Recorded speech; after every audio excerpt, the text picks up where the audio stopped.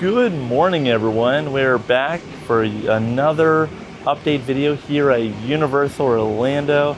It's been a minute since I've actually got into the park right around park opening for a video, and I'm excited to take you along and show you around at some of the latest and greatest updates happening here. That includes City Walk, USF, and IOA. So we're gonna take you around, start things off for a couple quick updates here in City Walk before heading into the park. I'm excited to show you along, so let's go ahead and have a great time here at the park today. It's also a hot one, so we're gonna have to stay hydrated.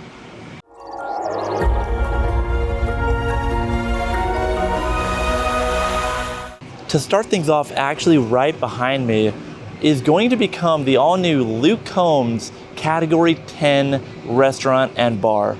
I'm very excited for this. Any new quick place to go, grab a bite to eat in City Walk is a win for me. I love trying new foods, new experiences, even just outside the parks. It's all going right here in City Walk across from Margaritaville and Big Fire. So I'm excited for what is to come. You know, Luke Combs, I love his music, and I'm excited to have like a restaurant inspired all around him. That is exciting. And they have a bunch of walls up. They are prepping the land ready for this new dining experience to open, I believe, next year. I'm excited. Let me know what you guys think. It's going right out here in City Walk. You can look right into the construction right now because they do have some walls and just some temporary fencing for the time being until they truly break ground. I think right now they're just working on site evaluations and seeing like how they can bring this property up to this multi-floor restaurant. And it's gonna be amazing because it's gonna offer new views of the lagoon and the two parks here in City Walk. So I'm excited. On the smaller updates happening here in City Walk, there actually is a lot of new stuff happening centered around the FIFA World Cup. The FIFA World Cup just started this week, I believe. I'm not a huge soccer fan, I'll admit that. So I don't really follow sports in general, and I could tell though that a lot of people are getting a kick out of it. Now, at the hours that I'm filming this, none of the stuff is open. I saw that just the other day, they were handing out cooling towels. They have a new like trailer selling nachos, it looks like. Might have to check that out sometime. So I don't know how long all this is gonna stick around, but it's cool for, you know, those that do go out of their way to follow soccer and sports because they have a lot of cool photo ops. They might add some more going forward, you know, in the next couple days, but they have a lot of different booths to try to entice people to watch the FIFA World Cup, which just recently started.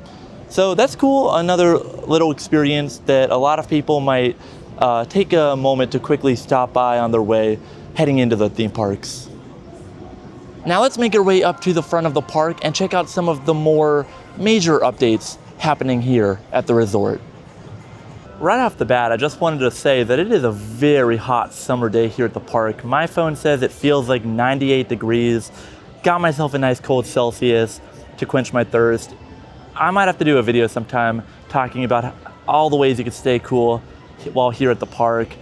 But let's go ahead and talk now about all that amazing construction happening over on Fast and Furious Hollywood Drift. All right, I say we just rip the Band-Aid off, talk about all the construction happening over on the City Walk side first, primarily in that spike. The spike, when finished, will be 170 feet tall. That will make it the tallest roller coaster that Universal has ever built anywhere as far as I'm concerned.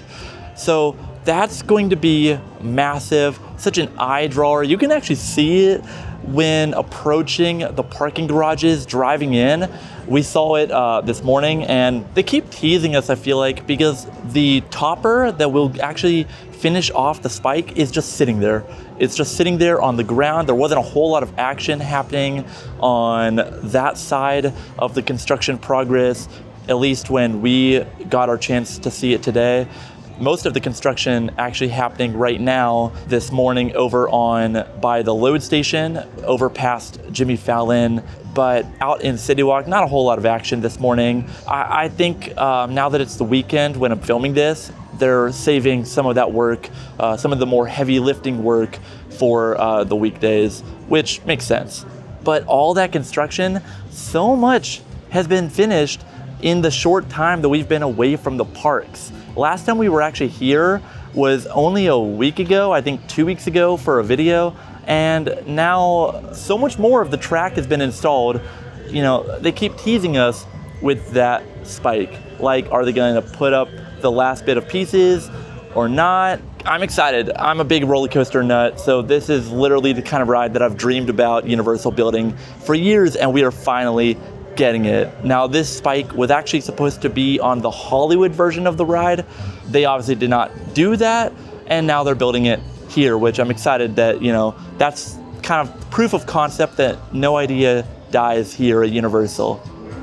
And then shifting gears away from the spike, they have added some more track to the high-speed turnaround here in like the middle spaghetti bowl of the ride layout. But aside from the helix and high-speed turn, they also have a new service, like maintenance looking building right in the middle, which looks like it is about finished. So I don't know what that's gonna really be in the end. I hope they can kind of theme it a little bit, but also if not, I completely understand. Aside from that, that about goes for all the construction happening on the City Walk side. We got to see a whole lot today, this morning. Let's now shift things on over to the inside of the park out by Jimmy Fallon, where they actually were working hard today. We heard them actively working. However, all the crews were kind of on the lower level, so we couldn't really get a good glimpse of what they were exactly doing. It looked like they were working around like the foot of the load and unload station for the ride and by the what will be the main entrance. So couldn't really tell what they were doing, but as far as like the load station, they've done a lot to enclose the building, and it's not done by any stretch of the imagination, not anywhere near finished, but they are working to kind of put up the walls so that they can start theming and decorating the inside, where they'll probably have the queue set up and probably lockers. And then of course the actual maintenance bay for the ride is finished. They have all four walls. I believe they have some track leading to and from it. That of course has to be one of the first things completed before ride testing is allowed to start. So I'm glad that they were able to finish that off early, get it out of the way before doing anything else. That way, when the track is completed, they can just jump right into testing, which is great. And then talking about just a smaller update, they do have some new hero shots of the coaster, which look amazing, surrounding like the construction wall for the ride out by Fallon. And I love that they did this. It's kind of funny because it's very obvious that they are pictures of the version of the ride out in Hollywood, California, but it's still cool that we have this nonetheless. I don't think anyone really cares. Awesome, that about covers everything going on with Hollywood Drift that we could see here at the park. It's gonna leave a huge presence. Hollywood Rip Ride Rocket was never my favorite ride. I was here on the last day. It was cool to see all the fans of it celebrating the ride's legacy. It's been in the park as long as I've been coming to Universal. I mean, it just way past its lifespan, and I'm glad that we're getting this amazing new attraction to replace it. On the contrary to all of this Hollywood Drift construction, there are some new Minion photo ops here in Minion Land at the front of the park to kind of take inspiration from the upcoming movie Minions and Monsters. Listen, I lost interest in the Minions probably 10 years ago. Too oversaturated. It's hard to explain. I liked the Minions when I was younger, but now they're kind of the biggest like nuisance in my opinion.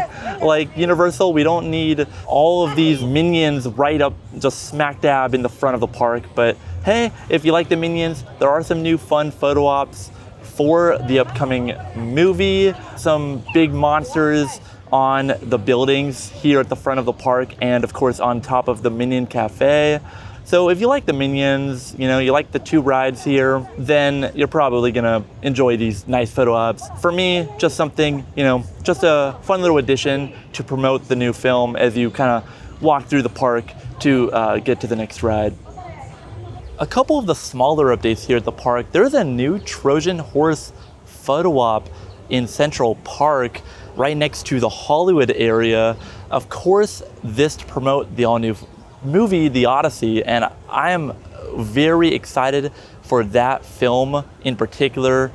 It's gonna be amazing. I think it's gonna be the movie of the summer that everyone is gonna be talking about and has to see. And of course, being a Universal film, they brought a Trojan horse to the park. Now it's not done. It looks like there's still some construction walls around the horse itself. But when it is finished, I can see that it's gonna be a nice photo op that a lot of families are gonna wanna take their picture in front of. With that said, there is a lot of construction happening around the park for horror nights. I know it might be a little early to be talking about haunt season. I'm very excited for this year. Being an anniversary year, it will be the 35th year of Halloween Horror Nights. So of course they're bringing back some of the icons like Jack the Clown, Dr. Oddfellow.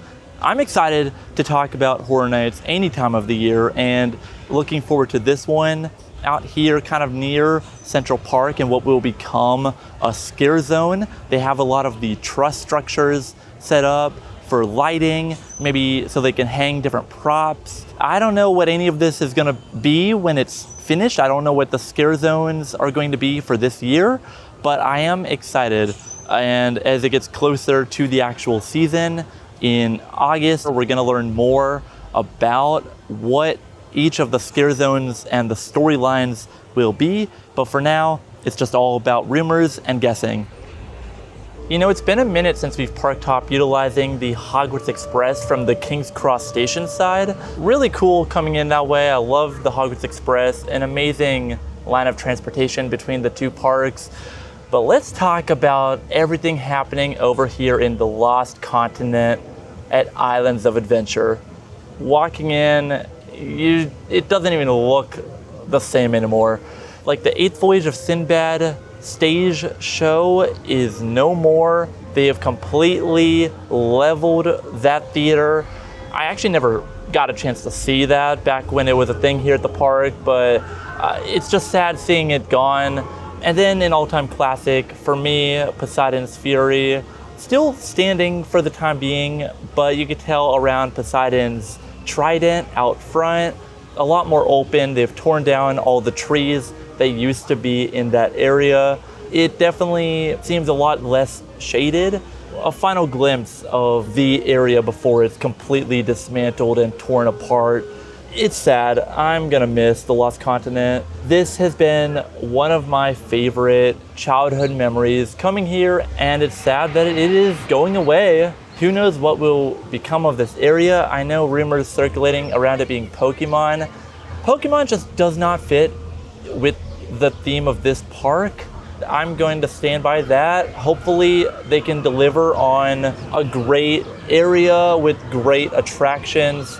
You know, I wish they could have found a way to keep this area. It doesn't even look like Lost Continent anymore. It's sad. And who knows how long Mythos has here in the park. That is a great place to go for a quick meal. I'm glad that they are at least converting Thunder Falls Terrace out in Jurassic Park to a full-service dining experience. So that's about everything happening out in the Lost Continent, which is really the main reason I wanted to come out to this park to film for you. It's just unfortunate. Let me know what you guys think. Are you sad that they are completely tearing down an opening day area here? Because I'm definitely on the sad side, but also intrigued and excited for what is to come.